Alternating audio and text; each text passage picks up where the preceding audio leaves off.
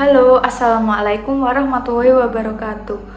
Perkenalkan, saya Sania Jiansal Sadila, NPM 12211100049.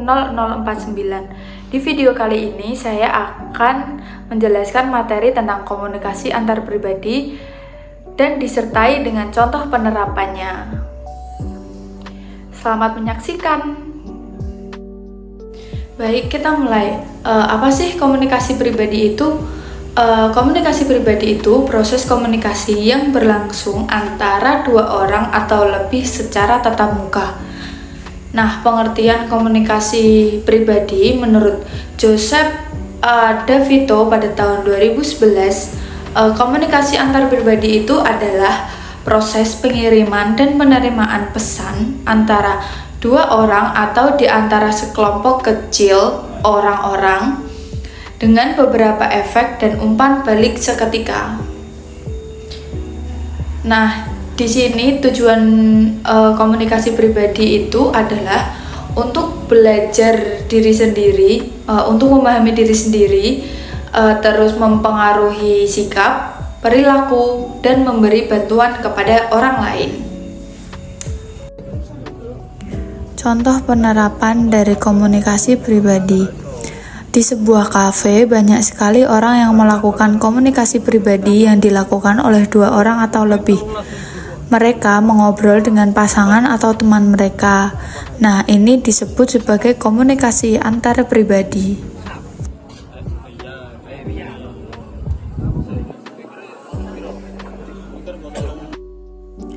Nah, ini contoh penerapan yang kedua. Ada ibu dan anak yang sedang mengobrol di rumah. Ini juga adalah penerapan komunikasi antar pribadi.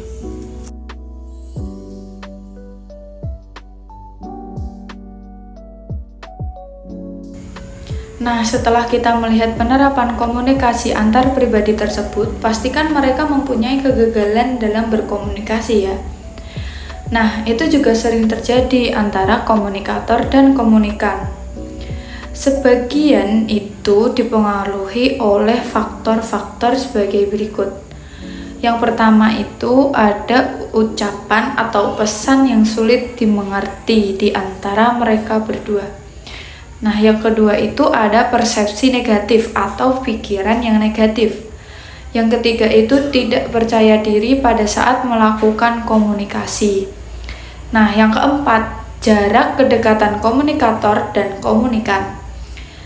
Jarak pada saat mengobrol, kalau kejauhan itu juga tidak nyaman. Terlalu dekat juga tidak nyaman. Nah, jadi itu harus mempunyai kenyamanan jarak pada saat mereka itu mengobrol. Nah, yang kelima itu gangguan komunikasi.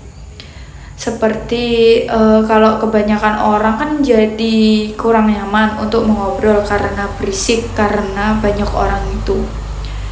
Nah, yang keenam itu perbedaan di bahasa. Kalau kita ngobrol pakai bahasa Jawa tapi lawan bicara kita tidak paham dengan bahasa Jawa, nah itu juga bisa membuat komunikasi itu jadi gagal. Nah, berikut tadi adalah pemaparan materi dan contoh penerapan dari komunikasi antar pribadi.